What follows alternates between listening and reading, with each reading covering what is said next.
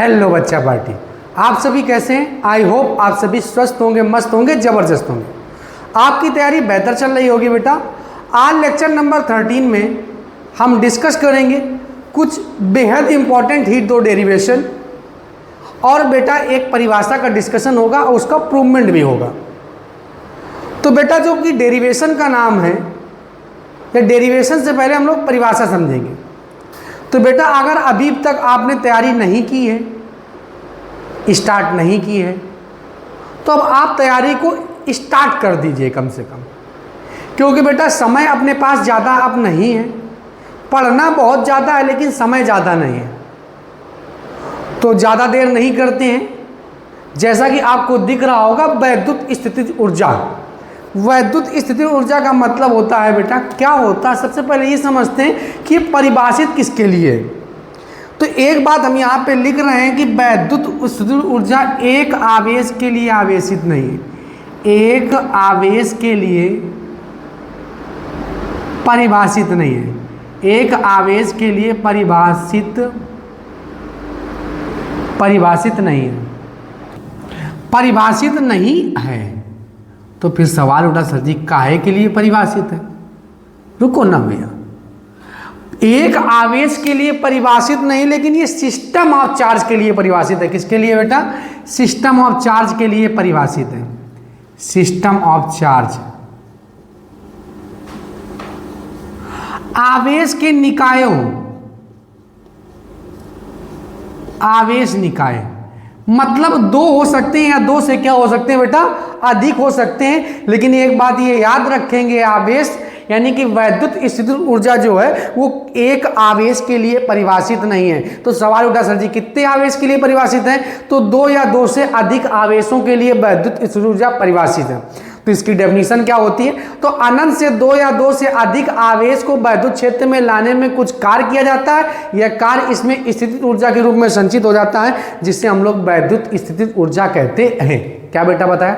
अनंत से दो या दो से अधिक आवेश को वैद्युत क्षेत्र में लाने में कुछ कार्य किया जाता है, यह कार्य इसमें स्थितिज ऊर्जा के रूप में संचित हो जाता है, जिससे हम लोग वैद्युत स्थितिज ऊर्जा कहते हैं। आइए बेटा लिख लेते हैं इस डेफिनेशन को।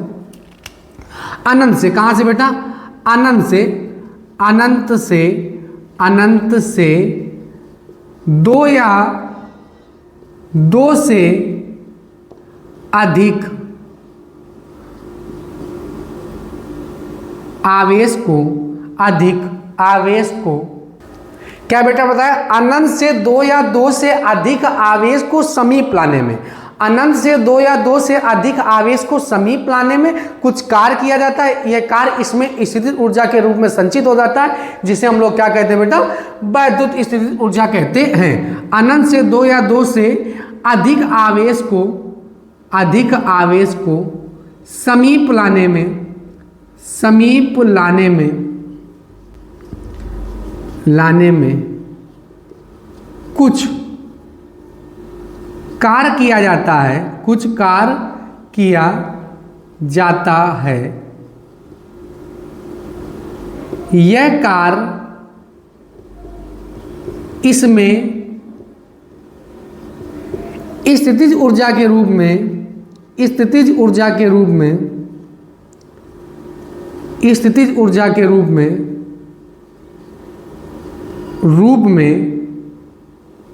संचित हो जाता है, संचित हो जाता है।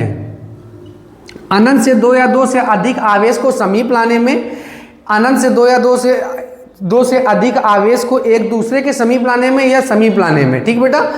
अनंत से दो या दो से अधिक आवेश को समीप लाने में, समीप लाने में, समीप लाने में, अनंत से दो या दो से अधिक आवेश को एक दूसरे, लिख दो यहाँ पे, एक दूसरे के समीप लाने में कुछ कार्य किया जाता है, यह कार्य इसमें स्थितिज ऊर्जा के रूप में संचित हो जाता है, जिसे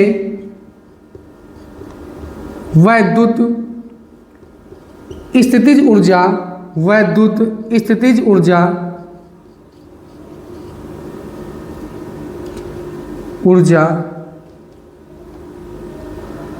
वैद्युत स्थितिज ऊर्जा कहते हैं।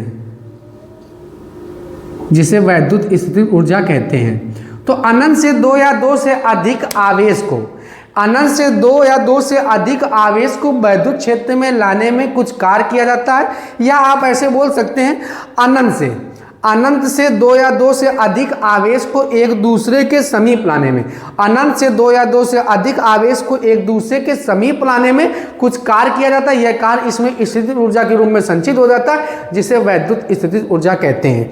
तो बेटा वैद्युत स्थितिज ऊर्जा बराबर क्या होगा? तो वैद्युत स्थितिज ऊर्जा बराबर वैद्युत स्थितिज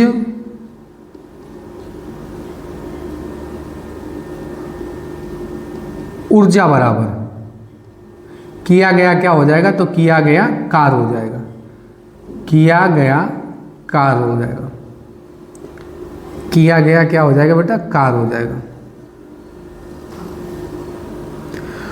तो अनंत से दो या दो से अधिक आवेश को एक दूसरे के समीप लाने में कुछ कार्य किया जाता है। यह कार्य इसमें स्थितिज ऊर्जा के रूप में संचित हो जाता है, जिसे वैद्युत स्थितिज ऊर्जा कहते हैं।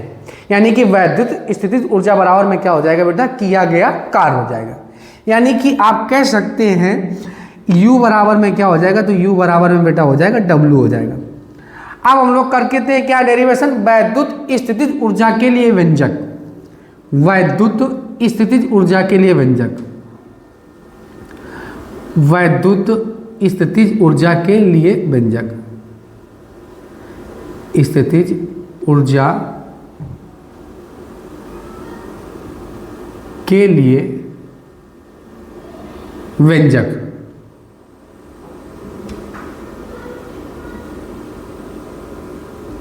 तो वैद्युत स्थितिज ऊर्जा के लिए व्यंजक क्या होता है? तो उसका डेरिवेशन करते हैं बेटा। माना ए बी एक निकाय है, माना ए बी एक क्या है? निकाय है। माना ए बी एक क्या है बेटा? माना ए बी एक निकाय है, माना ए बी एक निकाय है, माना ए बी एक क्या है बेटा? निकाय है, जिसके ए सिरे पर Q1 आवेश तथा बी सिरे पर क्या है बेटा? Q2 आवेश है। जिसके ए सिरे पर Q1 आवेश तथा बी सिरे पर क्या है बेटा? Q2 आवेश है। इनके बीच की दूरी है स्मॉल r, इनके बीच की दूरी कितनी है? Small r। मान लेते हैं कि ये जो Q2 आवेश है ना, ये बेटा बिंदु B पर ना होकर कहाँ पे है बेटा? अनंत पे है। कहाँ पे बेटा? अनंत पे है। ये कहाँ पे है बेटा? अनंत पे है। तो भाषा क्या हो गई? माना ए बी एक निकाय है, जिसके ए सिरे पर Q1 आवेश तथा बी सिरे पर Q2 आवेश है। इसके ए सिरे पर Q1 आवेश तथा बी सिरे पर Q2 आवेश है, Q2 आवेश है, तथा इसके बीच की दूरी कितनी है बेटा? स्मॉल r है। इसके बीच की दूरी कितनी है? स्मॉल r है। यह कल्पना करते हैं कि जो ये Q2 आवेश है, ये बिंदु B पर ना होकर कहाँ पर है बेटा? अनंत पर है। बिंदु B पर ना होकर कहाँ पे बेटा? अनंत पर।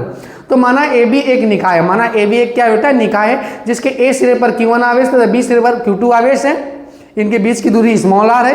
ये कल्पना करते हैं कि जो Q2 आवेश बिंदु B पर ना होकर कहाँ पे बेटा? अनंत पे है। तो यहाँ पे लिखते हैं बेटा, माना ए बी एक निकाय है, माना ए बी एक निकाय है, एक निकाय है, माना ए बी एक निकाय है, निकाय है, जिसके ए व बी सिरे पर आवेश क्रमशः Q1 व Q2 है। Q1 व क्या है बेटा? Q2 है। इनके बीच की दूरी, इनके बीच की दूरी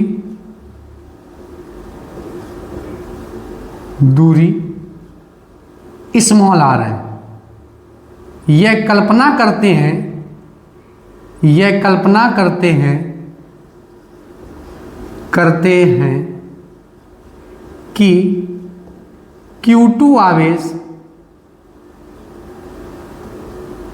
बिंदु B पर ना होकर, बिंदु B पर ना होकर अनंत पर है, अनंत पर है, अनंत पर है। ठीक बेटा। माना ए बी एक निकाय है, जिसके ए व बी सिरे पर आवेश क्रमशः Q1 व Q2 है। इनके बीच की दूरी स्मॉल r है। यह कल्पना करते हैं कि Q2 आवेश बिंदु P पर ना होकर कहाँ पर है बेटा, अनंत पर है। कहाँ पर है बेटा, अनंत पर है। अब Q1 आवेश के कारण, Q1 आवेश के कारण, Q1 आवेश के कारण बिंदु P पर, बिंदु P पर उत्पन्न वैद्युत विभव, बिंदु B पर उत्पन्न वैद्युत विभव, कहां पर बेटा, बिंदु B पर उत्पन्न वैद्युत विभव। ठीक है, तो किसी बिंदु आवेश के कारण जो उत्पन्न वैद्युत विभव होता है V बराबर में क्या होता है, 1/4πε0 Q बटे में R होता है। लेकिन Q1 आवेश के कारण इसलिए क्या हो जाएगा बेटा, Q1 हो जाएगा, बना लेंगे समीकरण 1, बना लेंगे समीकरण 1।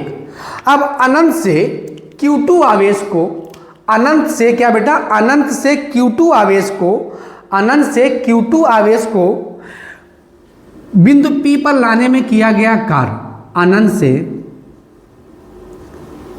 अनंत से Q2 आवेश को बिंदु B पर लाने में किया गया कार्य, लाने में किया गया कार्य। तो कार्य कैसे निकालेंगे, तो कार्य W बराबर में हो जाएगा V इंटू में क्या हो जाएगा बेटा, Q हो जाएगा, V इंटू में क्या हो जाएगा, Q। वैद्युत क्षेत्र में रखे किसी परीक्षण आवेश पर लगने वाला बल तथा उस परीक्षण आवेश के अनुपात को तो वैद्युत विभव कहते हैं। तो V को बेटा इधर ट्रांसफर कर दिए, तो किसका मान निकाल लिया, W का मान निकाल लिया। अब आवेश यहाँ पे क्यों नहीं, आवेश है क्या बेटा यहाँ पे Q2। अब from equation first and second, from equation first and second, sorry from equation first, समीकरण एक समान उठा के रख दो। तो W बराबर में क्या आ जाएगा, 1/4πε0 Q1 और ये Q2 बेटा, अब बीच की दूरी कितनी है, R है। अब यहां पे लिखेंगे वैद्युत स्थितिज ऊर्जा की परिभाषा से, वैद्युत स्थितिज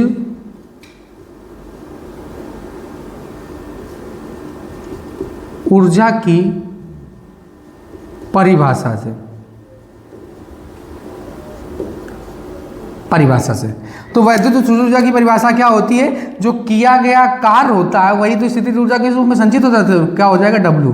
अब वैल्यू पुट कर देंगे 1/4πε0 Q1 Q2 बटे में क्या हो जाएगा बेटा, R हो जाएगा, U बराबर। तो बेटा किसी यानी कि वैद्युत स्थितिज ऊर्जा के लिए व्यंजक क्या होता है, तो वैद्युत स्थितिज ऊर्जा के लिए जो व्यंजक होता है वो क्या होता है, U बराबर होता है 1/4πε0 Q1 Q2 बटे में क्या होता है बेटा, R होता है। Q1 Q2 बटे में क्या होता है बेटा, R होता है। ठीक है, डेरिवेशन बहुत सरल है, ज़्यादा कठिन नहीं। अब नोट पॉइंट में एक बात लिखते हैं, अगर अभी तो 2 चार्ज हैं, इफ अपने पास क्या हो 3 चार्जेस हो, कितने चार्ज हो, इफ 3 चार्ज हो तब क्या करेंगे, तो मान लेते हैं ये है, यहाँ पे एक अपना एक बॉडी दी है, यहाँ पे Q1 है, यहाँ पे Q2 है, यहाँ पे क्या है बेटा Q3 है, ये भी दूरी R है, ये भी दूरी R है, ये भी दूरी R है, समकोण त्रिभुज यानी कि समबाहु त्रिभुज है। ठीक है, तब यहाँ पे U बराबर फार्मूला क्या निकलेगा, बिल्कुल सिंपल है, 1/4πε0 Q1 Q2 बटे में R, अगला क्या हो जाएगा 1/4πε0 Q1, अब यहाँ पे क्या होगा Q2 Q3, अब बटे में क्या हो जाएगा R हो जाएगा, अगला क्या हो जाएगा 1/4πε0 Q3 और क्या हो जाएगा बेटा Q1, बस केवल क्रम से कर देना है। तो कितने भी चार्ज हों बस बेटा याद रखेंगे, जितने चार्ज होंगे उनका क्रम बनाते हुए चले जाएंगे। तो अगर 3 चार्ज है तो इनका वैद्युत स्थितिज ऊर्जा बराबर क्या होगा 1/4πε0 Q1 Q2 बटे में R, 1/4πε0 Q1 Q2 Q3 बटे में R प्लस 1/4πε0 Q3 इंटू में Q1, ये बेटा बटे में क्या हो जाएगा R हो जाएगा, बटे में क्या हो जाएगा बेटा R हो जाएगा।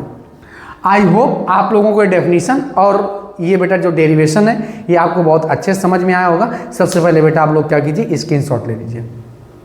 बट आप लोगों ने स्क्रीनशॉट ले लिया होगा। आइए अब हम इसको इरेज कर देते हैं। ठीक बेटा, अब डेरिवेशन क्या है, किसी वैद्युत क्षेत्र में स्थित वैद्युत ध्रुव को घुमाने में किया गया कार्य। ये बेटा मोस्ट इंपॉर्टेंट डेरिवेशन है इन यूपी बोर्ड एग्जाम, यानी कि एग्जाम के पॉइंट ऑफ व्यू से बेहद इंपॉर्टेंट डेरिवेशन है। थोड़ा डेरिवेशन लेंदी, लेकिन डेरिवेशन सरल बहुत है बेटा। तो इस डेरिवेशन को समझते हैं। किसी वैद्युत क्षेत्र में स्थित वैद्युत ध्रुव को घुमाने में किया गया कार्य। मानते हैं माना ई तीव्रता का कोई वैद्युत क्षेत्र, माना ई तीव्रता का कोई क्या है बेटा, वैद्युत क्षेत्र। माना ई तीव्रता का कोई क्या है, वैद्युत क्षेत्र है। माना ई तीव्रता का कोई क्या है, वैद्युत क्षेत्र है, जिसमें ए बी एक वैद्युत ध्रुव रखा है। जिसमें ए बी एक क्या रखा है, वैद्युत ध्रुव रखा है। माना ई तीव्रता का एक वैद्युत क्षेत्र है जिसमें ए बी एक क्या रखा है, वैद्युत ध्रुव रखा है। ठीक, जिसमें ए बी एक क्या रखा है बेटा, वैद्युत ध्रुव रखा है। यहां पे एक वैद्युत ध्रुव रख दो, जिसमें ए बी एक वैद्युत ध्रुव रखा है, जिसके ए सिरे पर माइनस क्यू आवेश तथा बी सिरे पर क्या बेटा, प्लस क्यू आवेश है। जिसके ए सिरे पर माइनस क्यू आवेश तथा बी सिरे पर क्या बेटा, प्लस क्यू आवेश है। बी सिरे पर क्या बेटा, प्लस क्यू आवेश है। ठीक, माना ए बी एक वैद्युत ध्रुव जिसके ए सिरे पर माइनस क्यू तथा बी सिरे पर क्या बेटा, प्लस क्यू आवेश है। जिसके बी सिरे पर क्या बेटा, प्लस क्यू आवेश है। वैद्युत ध्रुव की टोटल लंबाई कितनी होती है, तो वैद्युत ध्रुव की टोटल लंबाई होती है 2L। कितनी होती है बेटा, 2L। अब ये मान लेते हैं ये वैद्युत क्षेत्र है, तो ये बेटा जो है ये मान लेते हैं पॉइंट O है। क्या है, पॉइंट O है। तो माना ए बी एक वैद्युत ध्रुव जिसके ए सिरे पर माइनस क्यू आवेश है, बी सिरे पर क्या बेटा, प्लस क्यू आवेश है। वैद्युत ध्रुव की जो टोटल लंबाई है वो कितनी है, तो टोटल लंबाई है बेटा 2L। तो ये ऊपर वाली दूरी क्या हो जाएगी, तो ऊपर वाली दूरी हो जाएगी बेटा L हो जाएगी, क्योंकि वैद्युत ध्रुव की टोटल लंबाई होती है 2L। अब ये मध्य बिंदु O है, तो बेटा ये भी L हो जाएगा और ये भी क्या हो जाएगा, L हो जाएगा। तो ध्यान समझेंगे, माना ए बी एक वैद्युत ध्रुव जिसके ए सिरे पर माइनस क्यू तथा बी सिरे पर प्लस क्यू आवेश, इसका मध्य बिंदु O है, OA बराबर L और OB बराबर L। वैद्युत ध्रुव, ठीक है बेटा। अब ये जो वैद्युत ध्रुव है क्षेत्र के साथ थीटा कोण बनाता है। क्षेत्र के साथ कैसा कोण बनाता है बेटा, थीटा कोण बनाता है। बी सिरे का जो लंबवत बिंदु है वो C है। बी सिरे का जो लंबवत बिंदु है वो कैसा बेटा, C है। बी सिरे का लंबवत बिंदु कैसा है, C है। और ए सिरे का लंबवत बिंदु क्या है, तो ए सिरे का लंबवत बिंदु है बेटा D है। ए सिरे का लंबवत बिंदु क्या है बेटा, D है। डायग्राम को बहुत ध्यान समझेंगे।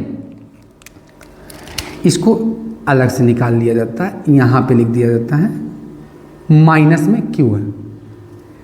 फिर समझेंगे, माना ई तीव्रता का एक वैद्युत क्षेत्र है। माना ई तीव्रता का एक क्या बेटा, वैद्युत क्षेत्र है, जिसमें ए बी एक वैद्युत ध्रुव रखा है, जिसके ए सिरे पर माइनस क्यू आवेश तथा बी सिरे पर प्लस क्यू आवेश, इसका मध्य बिंदु O है, OA बराबर L, OB बराबर L। मध्य बिंदु, अब ये जो वैद्युत ध्रुव है क्षेत्र के साथ कितना कोण बनाता है, थीटा कोण बनाता है। कितना कोण बनाता है बेटा, थीटा कोण बनाता है। ये दोनों हाइट लगभग बराबर ही हैं, दोनों की लंबाइयाँ ये बराबर हैं। ये मत समझना कि ये छोटी है ये बड़ी है, बन गया।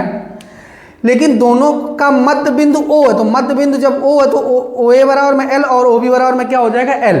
और ए सिरे का लंबवत बिंदु D है और बी सिरे का लंबवत बिंदु क्या है बेटा, C है। अब आपको एक बात पता होना चाहिए, वैद्युत यानी जो वैद्युत क्षेत्र होता है ये आवेश पर बल लगाता है। अगर कोई पॉजिटिव चार्ज होगा तो अपनी डायरेक्शन में बल लगाता है, और अगर कोई जस्ट निगेटिव चार्ज होगा तो ये अपने विपरीत डायरेक्शन में बल लगाता है। ये बेटा बात याद रखेंगे। जो वैद्युत ध्रुव होता है ये अगर बेटा इसमें कोई पॉजिटिव चार्ज रख देंगे तो ये अपनी डायरेक्शन में बल लगाएगा, और अगर इसमें कोई क्या रख देंगे बेटा, निगेटिव चार्ज रख देंगे तो ये अपने जस्ट विपरीत डायरेक्शन में बल लगाएगा, जस्ट अपने विपरीत डायरेक्शन में बल लगाएगा। अब ये बेटा इस हिसाब से समझते हैं, ये वैद्युत ध्रुव इस हिसाब से रखा है। अब ध्यान समझना, ये इस हिसाब से वैद्युत क्षेत्र में रखा है। अब जब ये इस हिसाब से वैद्युत क्षेत्र में रखा है तो ये वैद्युत क्षेत्र में जब ये रखा है ना बेटा, तो आप ध्यान समझना, इस ऊपर वाले सिरे में अपनी ये डायरेक्शन में बल लगा रहा है, इसमें क्या कर रहा है, ये अपनी विपरीत डायरेक्शन में बल लगा रहा है। तो ये वैद्युत ध्रुव अपनी स्थिति पर क्या करने लगेगा, घूमने लगेगा। क्या करने लगेगा, घूमने लगेगा। और जब ये अपनी स्थिति पर घूमता है ना, तो इसका बी सिरा पता कहाँ आ जाता है, सी डैश तक, और डी सिरा कहाँ चला जाता है, ए सिरा कहाँ चला जाता है, डी डैश तक चला जाता है। ए सिरा कहाँ चला जाता है बेटा, डी डैश तक चला जाता है। तो ये बात लिख देते हैं यहाँ पे। इसका ए सिरा कहाँ पहुँच गया, सॉरी ए सिरा यहाँ कहाँ पहुँच गया, ए डैश तक, डी डैश तक, और इसका बी सिरा कहाँ पहुँच गया, बी सिरा पहुँच गया सी डैश तक। बी सिरा कहाँ पहुँच गया बेटा, सी डैश तक पहुँच गया। डी सिरा कहाँ पहुँच गया बेटा, सी डैश तक पहुँच गया। ठीक है बेटा। माना ए बी एक क्या है बेटा, वैद्युत ध्रुव। माना ए बी एक क्या है बेटा, वैद्युत ध्रुव, जिसके ए सिरे पर माइनस क्यू, तो बी सिरे पर क्या बेटा, प्लस क्यू आवेश है। जिसके बी सिरे पर क्या बेटा, प्लस क्यू आवेश है। इसका मध्य बिंदु ओ है, ओ ए बराबर एल, ओ बी बराबर एल। अब बेटा वैद्युत क्षेत्र वैद्युत ध्रुव क्षेत्र के साथ थीटा कोण बनाता है। ए सिरे का लंबवत बिंदु डी है और सी सिरे का लंबवत बिंदु बी सिरे का लंबवत बिंदु बेटा सी है। अब वैद्युत ध्रुव इस हिसाब से रखा है, अब इसकी डायरेक्शन में ये अपने बल लगा रहा है और ये अपने विपरीत डायरेक्शन में बल लगा रहा है, ये अपनी डायरेक्शन में बल लगा रहा है, ये अपने विपरीत डायरेक्शन में बल लगा रहा है। तो ये बेटा जब विपरीत डायरेक्शन, ये अपनी डायरेक्शन में बल लगाएगा, ये अपनी विपरीत डायरेक्शन में ऊपर की ओर लगा रहा है। तो जब ये ऊपर की ओर लगा रहा है ना, तो भैया सिंपल सी बात है, ये वैद्युत ध्रुव अपनी स्थिति पर क्या करेगा, घूमने लगेगा। जब घूमेगा ना तो इसका देखो ऐसे, ये ऐसे घूम रहा है, और जब ये घूम रहा है ना तो इसका बी सिरा सी डैश आ गया और ए सिरा कहाँ पहुँच गया, डी डैश तक पहुँच गया। कहाँ तक पहुँच गया बेटा, डी डैश तक। इतनी बात आपको समझ में आ गई होगी कि इसका ए सिरा कहाँ पहुँच गया और बी सिरा कहाँ पहुँच गया। कैसे समझे? अब ये वैद्युत ध्रुव इस प्रकार से रोटेट करके ऐसे आ गया, तो इसका बी सिरा सी में आ गया और इसका ए सिरा कहाँ पे आ गया बेटा, ए सिरा आ गया ए डैश पे आ गया। ए सिरा कहाँ पे आ गया बेटा, ए डैश पे आ गया। ए सिरा कहाँ पे आ गया बेटा, ए डैश पे आ गया। ए सिरा कहाँ पे आ गया बेटा, ए डैश पे। ठीक बेटा। माना ई तीव्रता का, माना ई तीव्रता का माना ई तीव्रता का क्या बेटा, माना ई तीव्रता का एक वैद्युत क्षेत्र, माना ई तीव्रता का एक वैद्युत क्षेत्र है जिसमें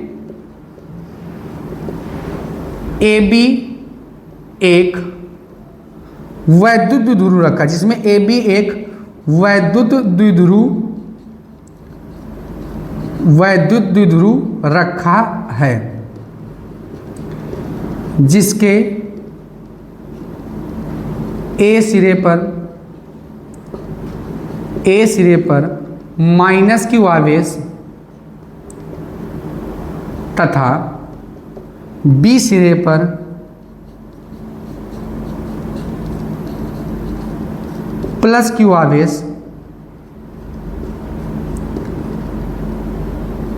स्थित है, प्लस क्यू आवेश स्थित है।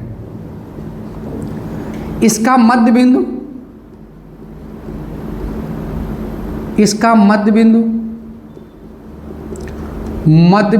ओ है। ओ ए बराबर ओ बी बराबर एल है। ओ ए बराबर ओ बी बराबर में क्या बेटा, एल है। इसका मध्य बिंदु ओ है, ओ ए बराबर में एल, ओ बी बराबर में एल है।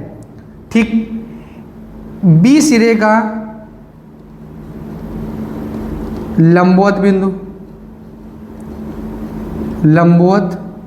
बिंदु सी तथा बी सिरे ए सिरे का लंबवत बिंदु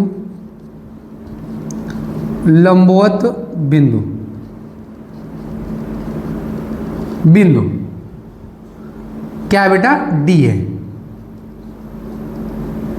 जब वैद्युत ध्रुव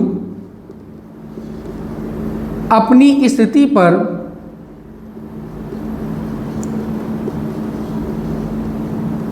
पर घूमता है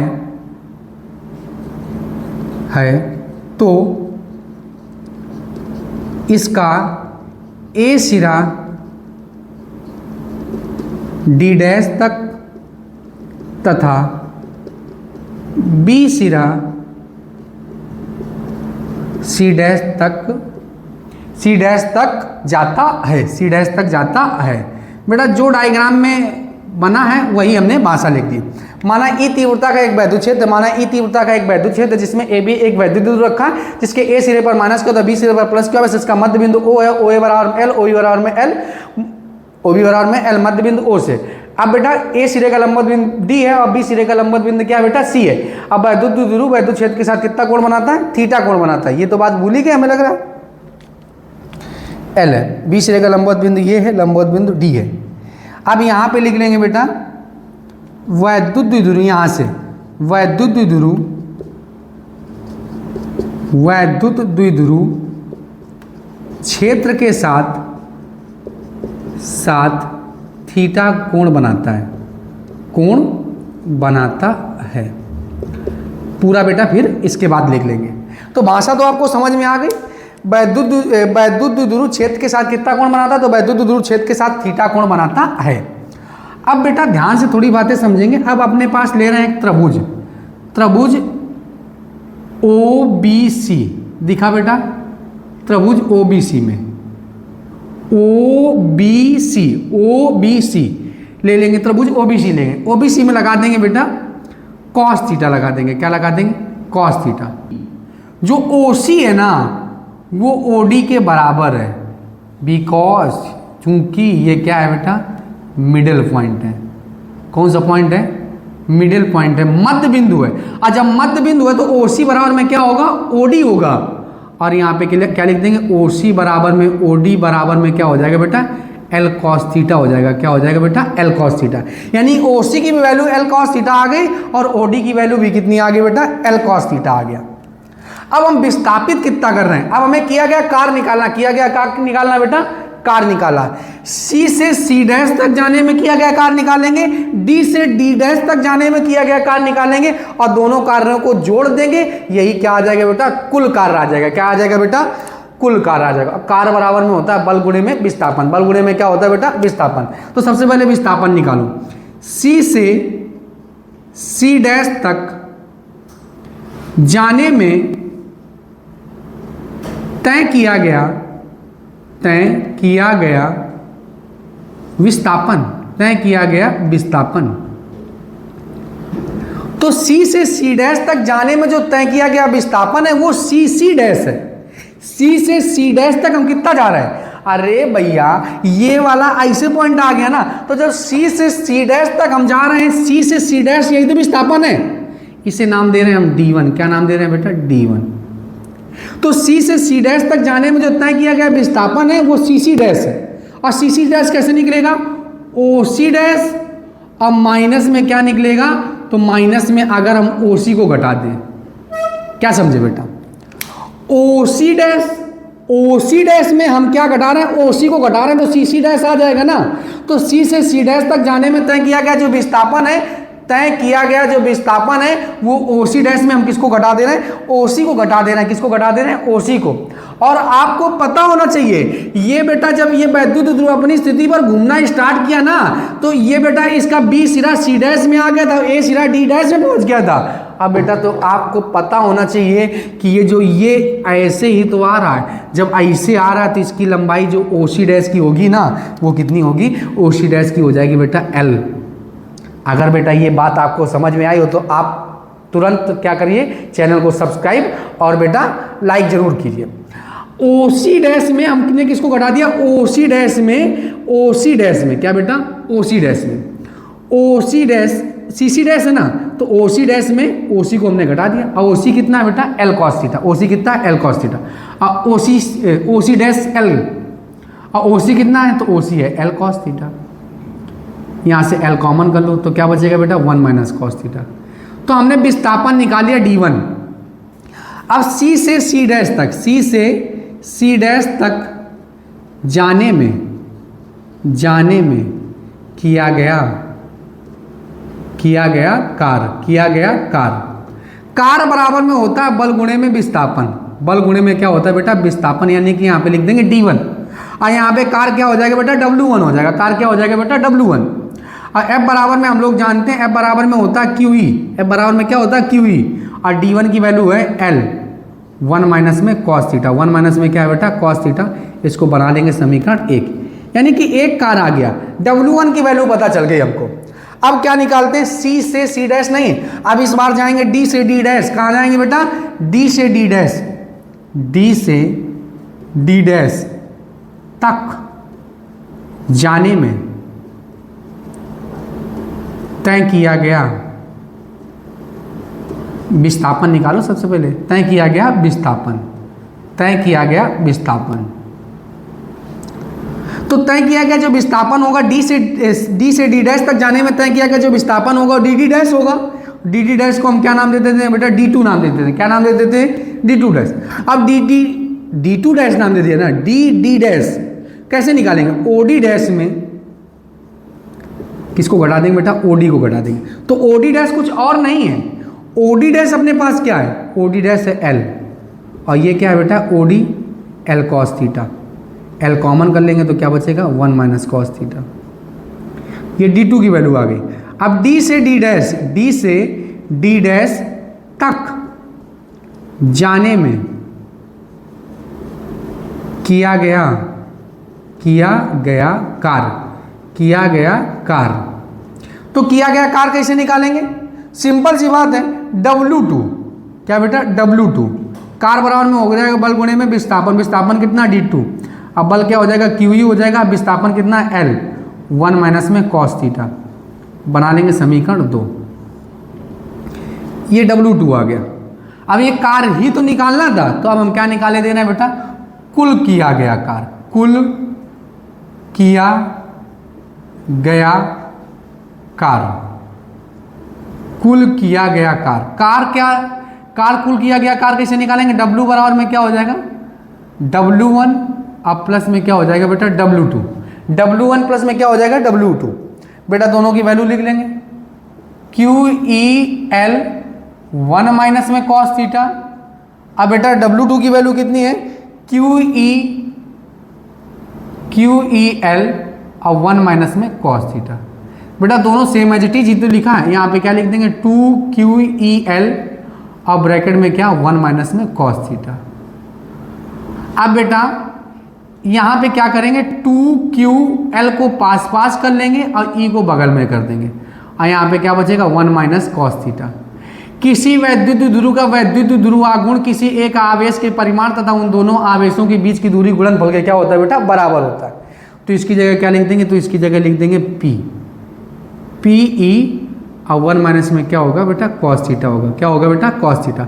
तो W बराबर में क्या आ गया? PE 1 माइनस में क्या आ गया बेटा? कॉस थीटा आ गया। ठीक, तो W बराबर में हो गया PE ब्रैकेट में 1 माइनस में कॉस थीटा।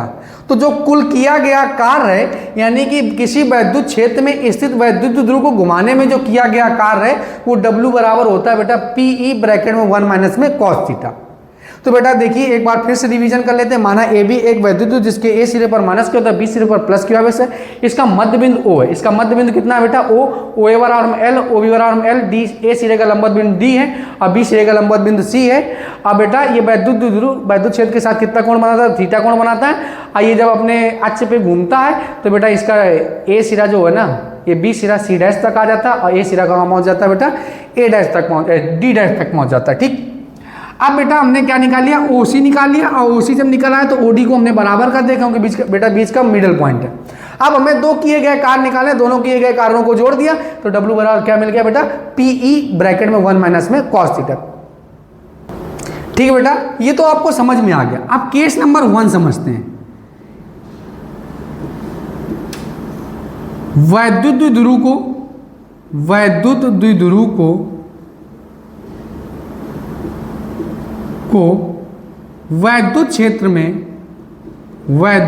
क्षेत्र में लंबवत घुमाने में किया गया कार्य, ये निकालना। तो कैसे निकालेंगे? अब यहाँ पे जो थीटा की वैल्यू है वो कितनी आ गई? 90 डिग्री आ गई। कितनी डिग्री आ गई? 90। अब बेटा फार्मूले में डायरेक्ट रख दो। PE ब्रैकेट में 1 माइनस कॉस 90, और कॉस 90 का मान कितना होता है? तो कॉस 90 का मान होता है बेटा 0। तो 1 माइनस में 0 कितना आ जाएगा बेटा? PE आ जाएगा। तो ये कुल किया गया कार्य है। केस नंबर 2 में भी पढ़ लेते हैं बेटा, न्यूमेरिकल में पूछ लेते हैं, या एक नंबर में मल्टीपल चॉइस क्वेश्चन में। केस नंबर 2, अब वैद्युत ध्रुव कैसे घुमा दो? वैद्युत द्विध्रुव को द्विध्रुव को वैद्युत क्षेत्र में